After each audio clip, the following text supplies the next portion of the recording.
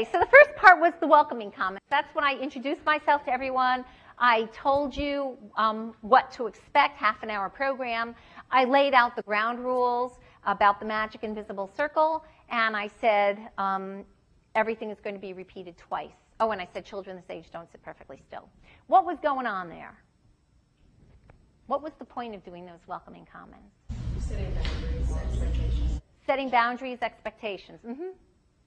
Yeah. Bringing everyone into the same sort of mental space. Bringing everyone into the same mental space. And modeling the behavior for the children. Modeling the behavior for the children. And I always feel that that's actually the most important part of the program. And the key phrase is, children this age don't sit perfectly still. Because I find that some parents don't realize that children this age don't sit perfectly still. And so when you have the child who isn't sitting still, the parent is really embarrassed and they don't know what to do. And if the child comes up in front of the flannel board, the parent's going, Johnny, Johnny. And of course, Johnny doesn't know why mommy's calling him.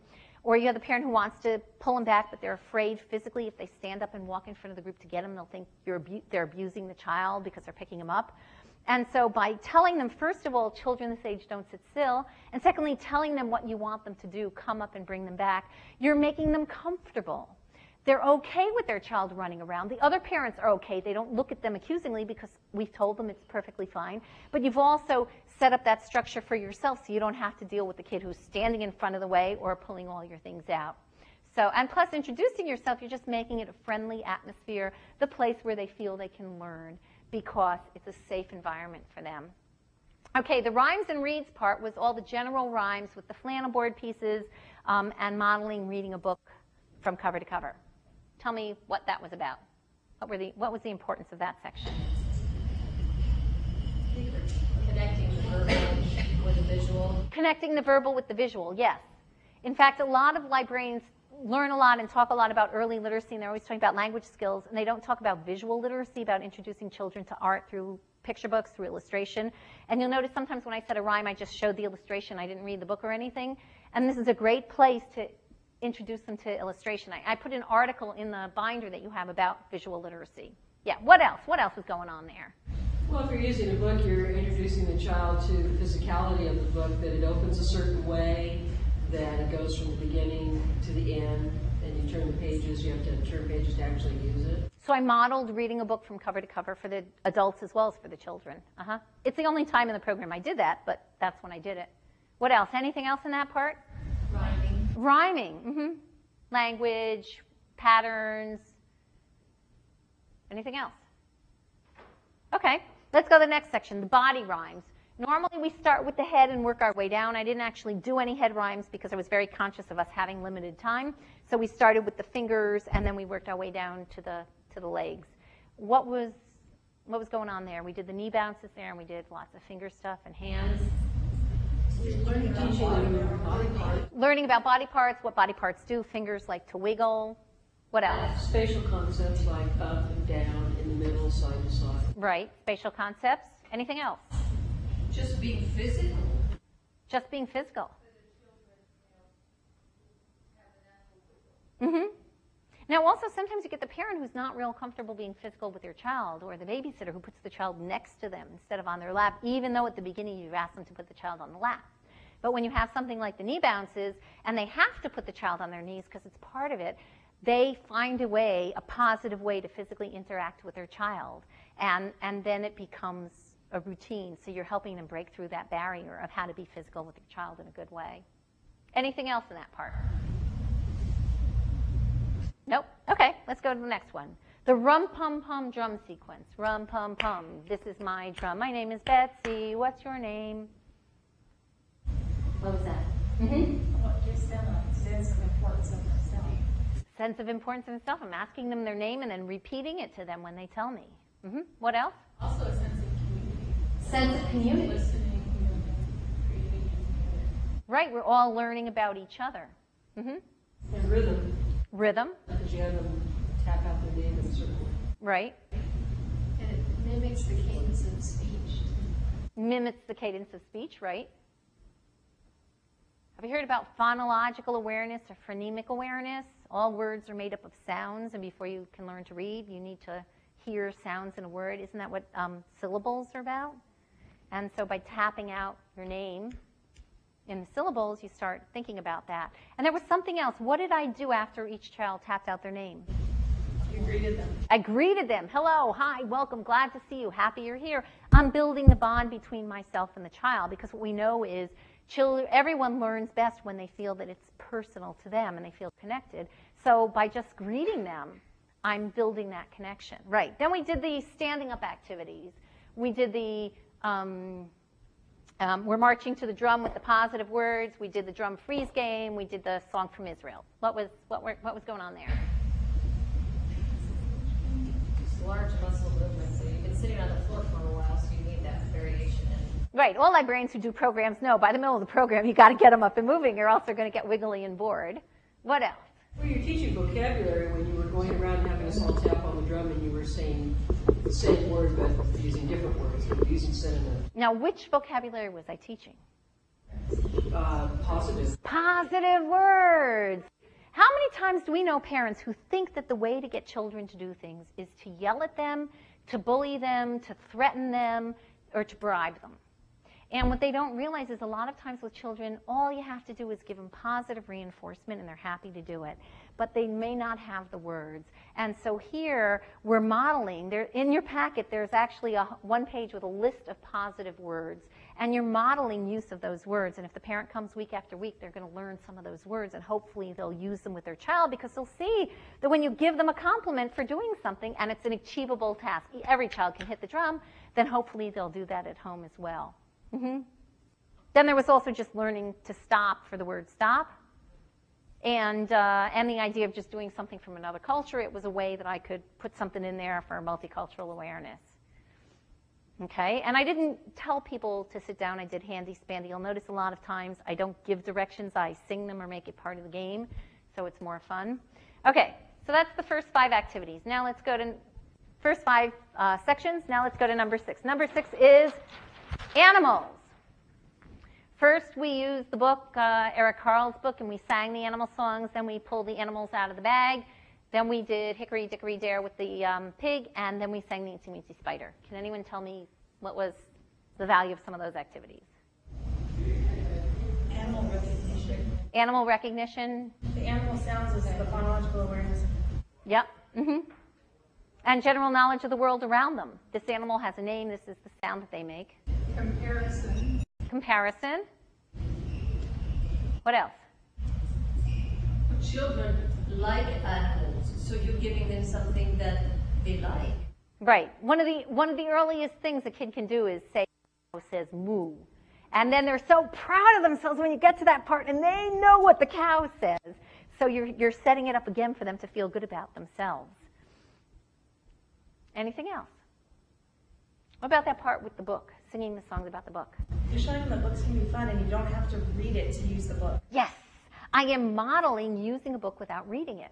And that is incredibly important for the parents, for the caregivers. Maybe you have someone who can't read, and you're showing them the librarian isn't reading the book. She's playing a game with the book. And maybe your developmental tip will be how you can take books home and sing songs or just talk about the pictures. And they know you're not just saying it, but you do it yourself. Mm-hmm. Okay, then let's go to the musical instruments and the props. Props being the colored scarves. What was that? Fun, right? Don't kids love getting an object? We're getting towards the end of the program. We don't want to lose them, right? But I had them all with me because I didn't spend a long time with the musical instruments. 2 songs, maybe 3 songs, collected, give them something else. Had them right with me the whole time. Also, remember Alison Gopnik was talking about children as the young scientists, and isn't it great to think of hypotheses now? What does this bell do? If I shake it this way, what does it do? If I stick it in my mouth, what does it do?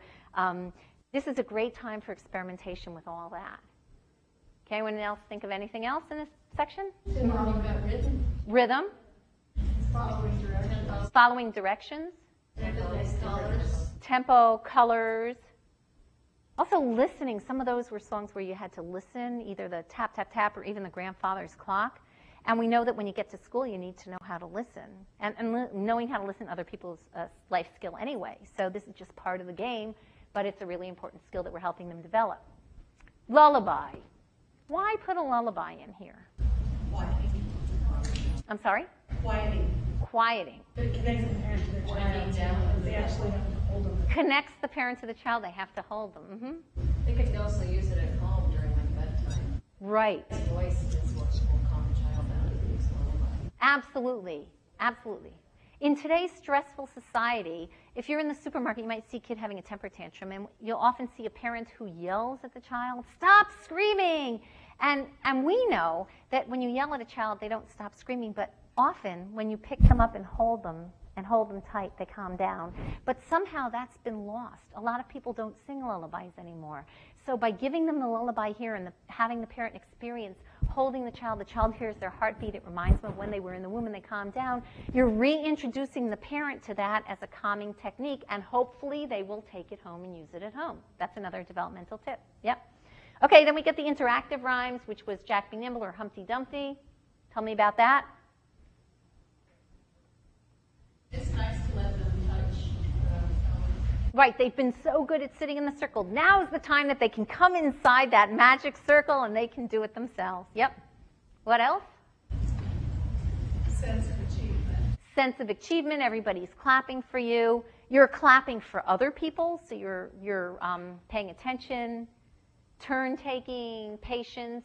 You're also reassuring that bond. You're connecting that bond with the librarian and the child, so building that relationship.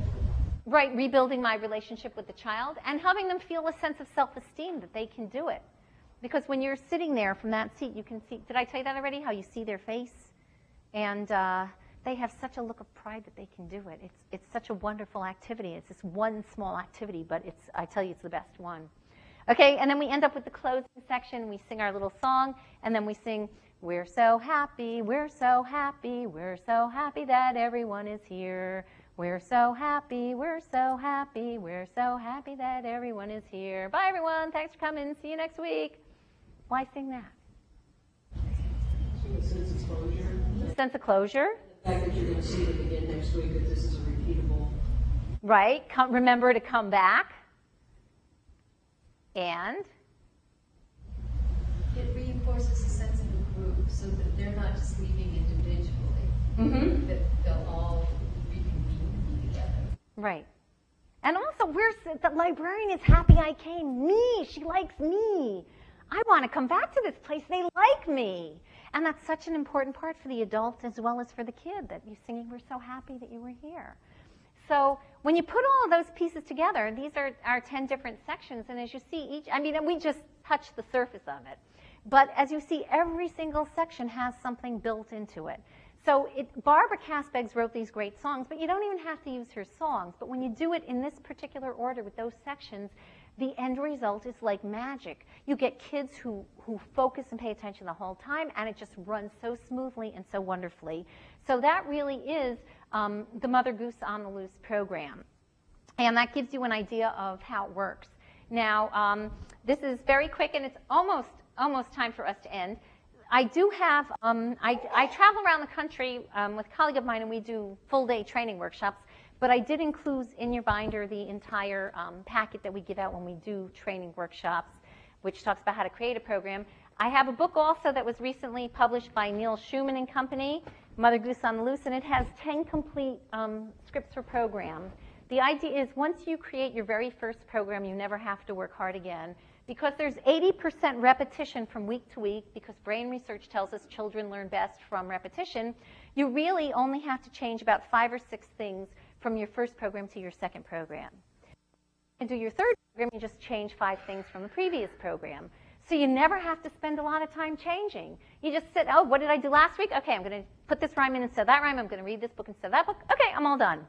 And you have all your props there. You just change a couple of props, and you're ready to go. So it saves a lot of time, saves a lot of setup, and people like it because you're doing the same thing over and over again. They learn the words. They're able to sing along with you, and they love it. It's not boring, and it's really easy to do. So I missed the publisher. The publisher is Neil Schumann, and I have these flyers that were on some of the tables, and here it lists at the bottom of the book, and also there are 3 different CDs, because when I was when I've been doing these workshops, people often say, well, we want the music Barbara Cass begs, how can we get it? And a friend and I recorded a CD. It's this one. It's called Listen Like Learn with Mother Goose on the Loose, and it's 121 songs and rhymes. A lot of them are are Barbara Cass begs, and some are others. And it's no talking, it's just for listening. So if you are going to do a Mother Goose on the Loose program in your library, you might want to get one of these for you, but also for the families to take home and listen to.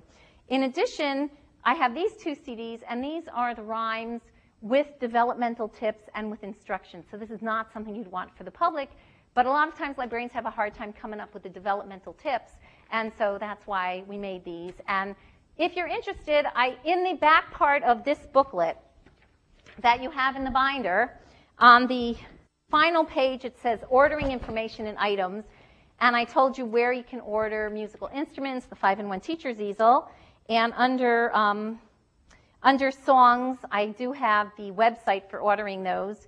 And also under programming aids, I have something called the Music Box. And I just discovered it about 6 months ago. It's put out by a lady named Betsy Diamant-Cohen. It's an index box with laminated cards in it. And there's over 100 cards. Each card has a song in it with the music and the lyrics and ways you can use it. And there's a way that it's all cataloged by subject. It's absolutely wonderful. And if you're doing a program like this, you can just take the index card with the song that you want and slip it into your pile of things. So this is written on here under programming aids, and it's a great product.